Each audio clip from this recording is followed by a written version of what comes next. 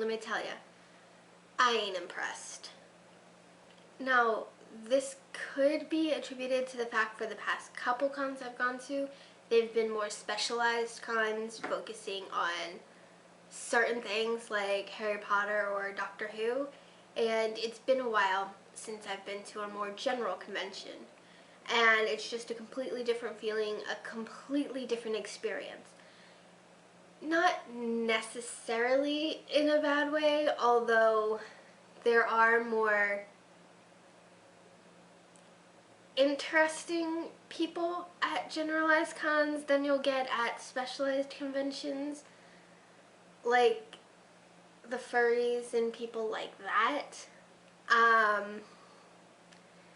So it's just a completely different experience. I've acclimated to the specialized conventions and I really enjoy those because I love just focusing on one specific thing.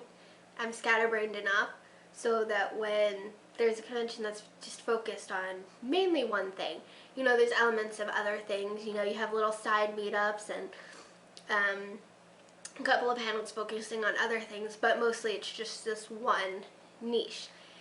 And I've come to really enjoy those a lot, and so getting back into the generalized thing just kind of, I guess, threw me off. The main reason that I just did not have a good time is because the main reason I went there ended up not happening. And I kind of feel a little about admitting this because this is the same thing I made fun of people at Hurricane Who for. The main reason I went to MegaCon is because Tom Felton was there and I wanted a picture with him. Now, at Hurricane Who, I made fun of all the little fangirls who just showed up to get their picture taken with Arthur Darvill, and so I feel kind of hypocritical for doing this with MegaCon, but MegaCon's always something that I've considered going to. I've just never had the money to, or the means of getting there. So, you know, he's not the only reason I went, but he's really one of the main reasons I went. And so I got there and I ended up not being able to get into his panel because it was filled, which I'm not surprised. I was late, you know, that's my problem. Whatever, it'll be online. You know, I know how these things work. I mean, I videotaped when Arthur Darvill was having his panels at Hurricane Who, so you know, it's fine, it's whatever. So then I just kind of walked around with one of my friends for a while. When it came time to getting the picture, I had no idea where I was going. It didn't say where it was in the little guidebook thingy. And every volunteer that I asked did not know. And that's a major problem. I mean, I realize that not everybody's going to know everything because that's impossible. It's just not going to happen, you know?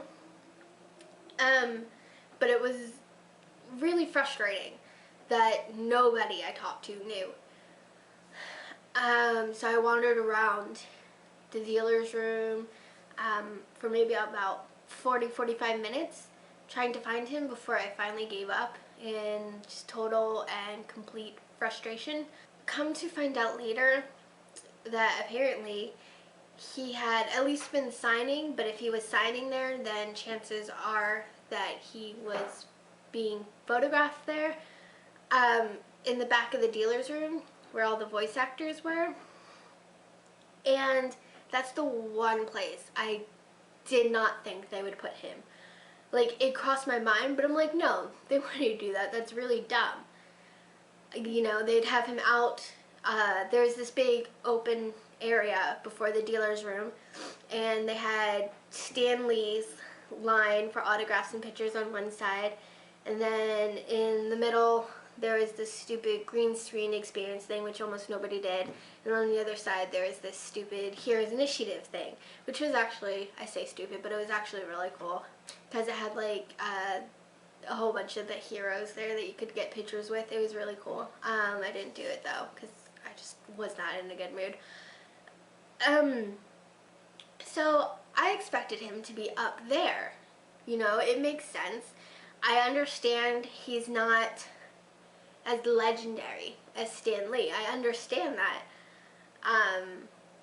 But I would have thought that they would put him out there because he is an international celebrity. Okay? He got a lot of hype for his role in Planet of the Apes. And then you've got all the Harry Potter fangirls running around, which let me tell you, there are a lot of us. And obviously, MegaCon does not understand Harry Potter fans.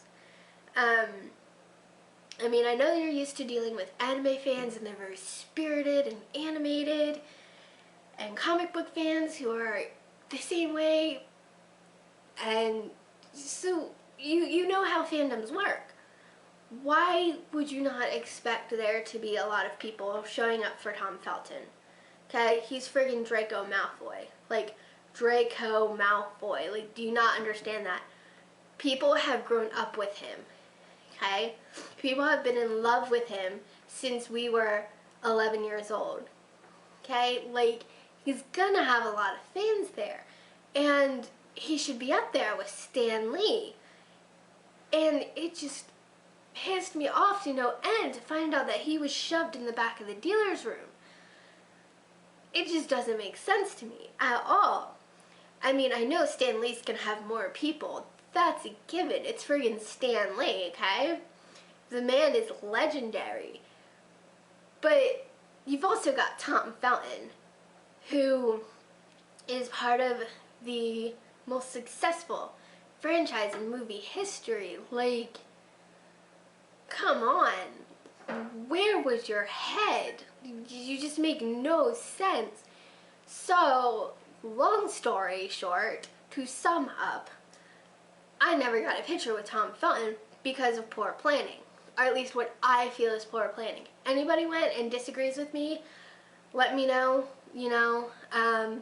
If it's just my own stupidity and I just totally missed the boat on where he was when he was taking pictures, even though I looked at the schedule, let me know.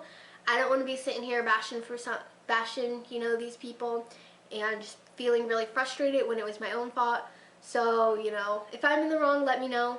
It wasn't a complete and utter waste, I guess. I'm still not sure if it was a waste of money or not. I did get to see Florida Tribal Belly Dance, and for anybody who knows me, I'm in the Shimmy Nights at UCF. I love belly dancing. I think it's so much fun. So I got to see them perform, and that was really cool. And then I wanted to attend this little workshop thingy talking about creating believable characters in sci-fi and fantasy, which, as you know, as a writer, that appeals to me. But that was full up. People were like at the door listening, and I'm like, yeah, no, not even gonna try. So I ended up going next door and doing a belly dance workshop. It was for beginners, but it was so fun. And then I got these really pretty purple contacts, which, let me tell you, I can't even get them close to being in my eyes, so it's kind of adding insult to injury at this point. It just wasn't that fun for me. I ended up just wandering around most of the time and not being involved and engaged. I mean, there's a part in the dealer's room where it was a whole bunch of Star Wars props. And anybody who knows me knows I love Star Wars. I even like the prequels, which most people I know hate. But that's also because I'm just really easy to please as a moviegoer. As long as it's entertaining and not stupid, I'm fine. Stupidity is where you piss me off. I don't like stupidity. I don't do it. It makes me mad. You're cut off if you know, there's stupidity. So normally I'd be like, oh my god, that's so cool, taking pictures. I couldn't even enjoy that because I was in such a terrible, bad, mopey mood. The only video I got is of the belly dance performance, and honestly, that was the happiest I was all day, was watching the performance. And usually I'm very engaged in conventions, so wasn't that good of a time for me. I know everybody else I know had a great time, and I just wasn't feeling it. I might or might not go next year. My friend wants me to go with her as Jedi. So we'll see when next year rolls around. That's still another year away, so you know, we'll see. On a scale of the day of the Deathly Hallows premiere and Hurricane Who, I'm gonna give this a fuck you. No, I'll give this a day stuck cleaning and doing homework. Not that fun, but not completely terrible either. Well, that's enough of me bitching for one night. I will see you guys another time. Bye.